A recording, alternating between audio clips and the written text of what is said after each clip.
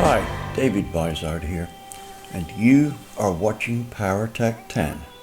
This is episode 46, and I'm going to step a little out of line compared with what I normally do. And this might be the beginning of a series along the same lines. So if you like what I'm doing here, say so, and I'll continue to do it. So what is it that I'm going to do? Well, it appears that every time I do a little of my life's adventures, so to speak, i.e. mostly racing, we won't go into the other aspects, but you know, I've got to travel all over the world and meet hundreds of very, how shall I say, famous or well-to-do people in their careers. But one of the things that keeps cropping up is that viewers want to know what it is I've done to get to the point I am now. So that's what we're going to do. So you could loosely title it David Vizard Chronicles. You know, like most people in racing, I'm always strapped for cash to do what I want to do. That was the crux of the story here. It seemed reasonable to assume that if I couldn't get power to weight ratio by increasing horsepower because it was too expensive, then I needed to investigate losing weight.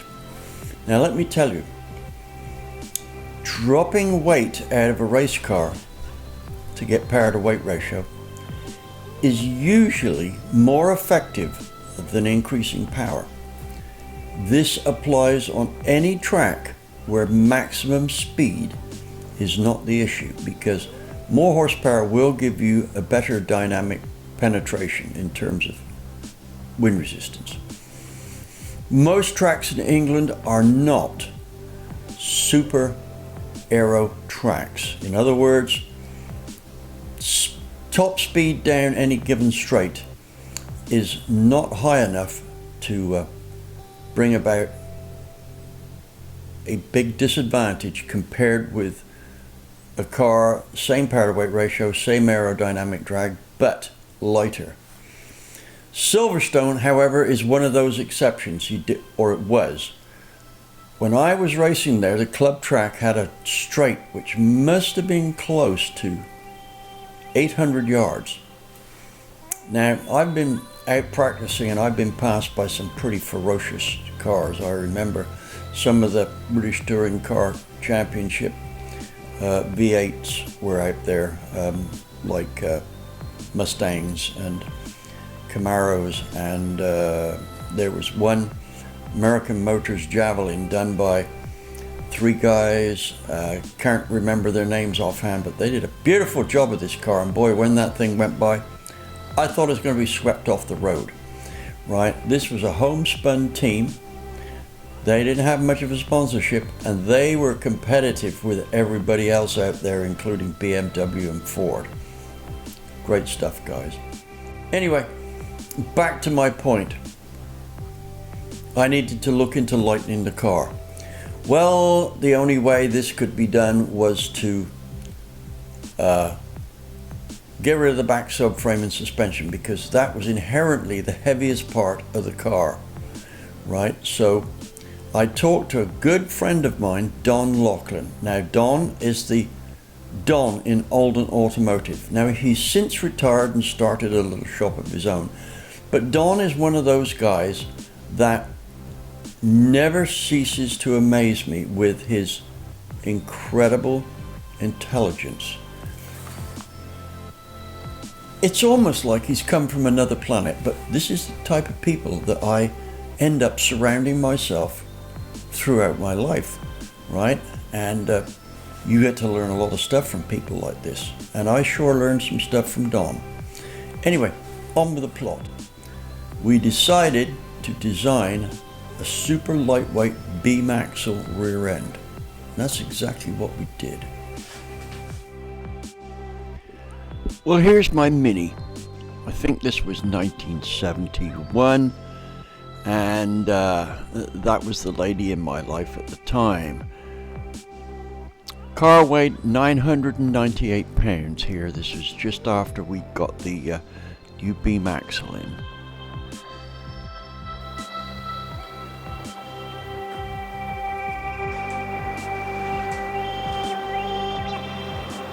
Now, one of the things I've learned in life is if you know somebody and you're friends with them and it's not imposing, then if they are super expert at something, it pays to find out what to do from them rather than try and reinvent the wheel. So that was my reason for hooking up with Don on this, is because the guy was super smart and especially good with suspensions. So between us we designed and built a beam axle. I say between us. Don was responsible for most of the work on it. I just machined up a few parts, so I'm figuring that Don probably did better than 80% of this, so credit to him. Anyway, whilst all this was going on, I was building a new engine for the car, which I hoped would make it a little bit more power, and it did. You're back. Where was I? Yes, the engine. Well, I think at that point we had got a new camshaft to try, and unlike the rest of the industry that was going to longer and longer cams and that really dud cam, the Super Sport that British Leyland's competition department put out. You know, it would have been nice if they'd have known more about their engines, but hey, that's another story. It was about 4 degrees shorter at 296 at lash than the cam we had, but it opened the valve slightly faster, so the 50 thousandths deal was about a degree or so quicker. Anyway, went down to see Richard D. Atkins, my F1, Jimmy Clark's F1 engine designer friend, right? And he was running the dyno which we used, which was also used by Richard Longman, who is considered to be the ultimate guy on hopping up these A-series engines. Well, Richard's engines were, if you could match that, you were doing good. Now, this is for a 5-port engine, not the 8-port engines. Now, the thing is before we'd made 128 horsepower on this dyno, and Richard's best output, I think, was 133. Well, we came away from our dyno testing with 131 horsepower, but with 5 foot-pounds more than we started with. And that was about 5 foot-pounds more than Richard was getting. So we had a torqueier engine which likely would accelerate faster. That's exactly what it did.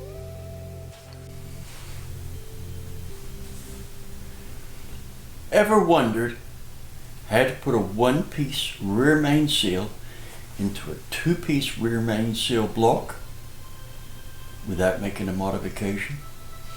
If so, on that slight off chance, then you need to watch Mervyn Bonnet's build of this 383 engine, right? So don't forget to subscribe, like, and get notified on this. This, I can tell you now, will turn out to be a pretty awesome build for a 383. It is going to be a killer. Anyway, on with the plot. On the appointed day of the race, which was only 3 days after we dyno tested the engine, and only no days after we finished off the suspension, Colin and Hugh, my crew, and myself were on our way to Silverstone. We got there, unloaded the car, went through a was going to say customs. I've been through enough of those. Went through tech inspection, had some great compliments on the car, and got ready for practice. Well, the 850 Minis went out first, and you could hear them screaming around the track. You know, the typical 850 Mini, winning 850 Mini, was about 80 horsepower and about 1,200 pounds. So they did pretty damn good. Anyway, about the third race in would be our race, so we were third in line for practice. So got waved out on the track, punched the throttle. Boy, that engine felt good. Came into the first corner. God, I thought I was close to death. The car handled like nothing that I've ever driven before up to that time. So this was a bit drastic, and I did a lap to make sure it was at least as bad as I thought it was, and it was probably worse. You ever heard that expression? Smile, things could be worse. So I smiled, and sure enough, they got worse. Anyway, came into the pits and I said to Colin, we are in deep trouble. This thing handles absolutely the worst I've ever driven. Well, we looked all over the car. We could see nothing wrong with it that we immediately recognized as a problem. So I came to the decision that we were going to weld up the rear suspension so that we had front suspension, but no rear suspension. It's just going to be like a go-kart, no suspension. Well, it turned out that we qualified last but one on the grid. I would not have even qualified on the front row of the 850 Mini grid with an engine making over half as much horsepower again, and a car which was at least 200 pounds lighter. So that can tell you how bad it was. Anyway, flag drops.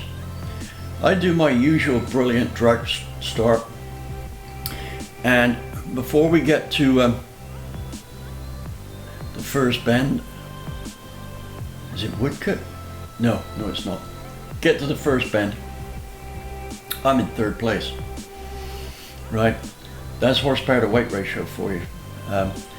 Now, bearing in mind, this is a race for 1,300 and unlimited.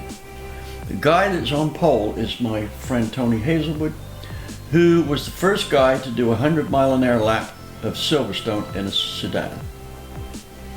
Anyway, the guy that's in second place, I sneak up on the inside of him and basically outdrive him through the corner. So I take up his spot and I'm in second place. Now Tony has got cold tires, and he's not in desperate worry about his status for winning the race. So he doesn't have any great concern of struggling to maintain first place, because he knows when his twin cam Cortina, which sported 300 cubic inches of small block Ford and 4 downdraft 50 IDA Webers and that, when he hits that straight, it's kiss my ass goodbye, right? And anyway, the thing is I kind of slingshot him out of that corner because he's on cold tires, and I can see the car wiggle a bit as he gives it gas, right? And I think that's not going to last very long before those tires warm up, and it will be goodbye Cortina. Anyway, coming out of this corner, I actually pass him before we get to Maggot's Curve. And I'm thinking, wow, I've gone from last but one place to first place before the third corner. Think about that. You watch some of these videos and say, do you know so-and-so went from 15th to second in 3 laps? Well, look, I went from 31st to first in 2.5 corners, or before the third corner. So don't give me that brilliant thing. That's not the first time I've done it. Did it on TV, and that's another story there. Anyway, so now I'm looking in the mirror, and there's Tony and I swear I can see him shaking his head like in disbelief. Where the hell did DV come from? Right? Not that I suppose it concerned him one bit, because he knew that after the next corner, the hairpin, he was going to blow by me like I was in reverse. Well, it didn't actually happen that way. What happened is we're approaching maggots, and I think, I wonder if I can maintain this until I hit the straight. Right? There is a slim chance that I may go from 31st to first by the first lap. So that should get me a mention in motoring news. Well, would have done, but never mind. Anyway, the thing is here's maggots coming up, and I usually take maggots absolutely on the floorboards. I do not lift for that corner. Of course, that's when I don't have a dodgy rear suspension. And don't forget, we welded this suspension up, and I have absolutely no idea whether it's going to work. Well, it felt kind of okay through the first turn. So I thought, I'll see if I can not lift through this corner. Big mistake. Car spun. And I remember remember, don't just butt in here, I'm butting in on myself. Remember, this car has a very light rear end. I can pick it up off the ground. I'm not particularly muscular either, right? So it's got something like 80% of the weight, maybe at least 75 anyway, on the front wheels. So this means that once it lets go, it wants to pivot around something just behind the front wheels when it spins. Well, that's what it did, and it did it with great gusto as well. I mean, I went into a spin, which was, I could have put a tachometer on it and told you the revolutions per minute, because they would have registered on a regular car tach. Anyway, the only thing I really remember is facing Tony from about 12 feet away. That's his bonnet, hood, and my bonnet, hood, plus a couple of feet gap. And I remember he's looking at me with a kind of, well, it's hard to describe. It's kind of a, this shouldn't be happening look. Anyway, I spun with him like a gear wheel. In other words, I slowly rotated past his car as he watched me out through the window, first out the windshield and then the sideway. And at that point, the rate of revolutions of my car went up enormously, and all I can remember is tire smoke. The banging of the car as it went over the grass, and then a huge bang from hitting something. In all this mayhem, I foolishly stalled the car. So I come to a rest, and it's totally quiet. I really believe I can hear the birds singing. Of course, that's not really the case, right? There's no birds around Silverstone during a race. Too noisy. And I wouldn't hear them anyway because of the helmet, etc., etc. Anyway, I was pointing down the track from the direction I came in, and I kind of looked at it, and there was no cars, and I thought, that's strange. I was in first position, I've spun, and there's no cars, right?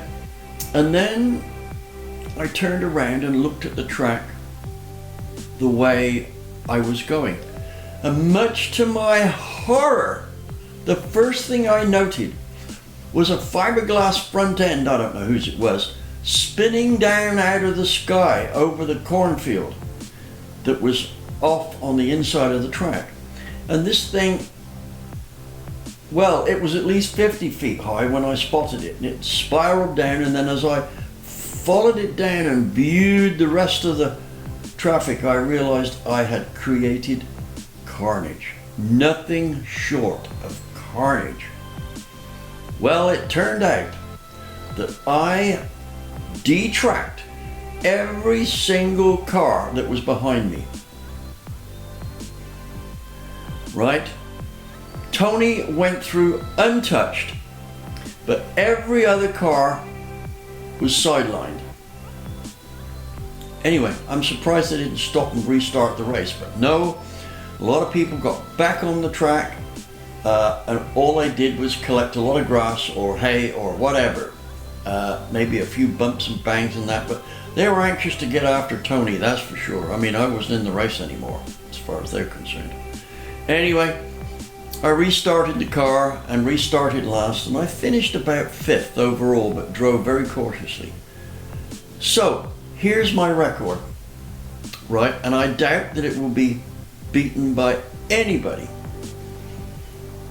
I passed 30 cars before the 3rd corner and was passed by 30 cars before the 3rd corner.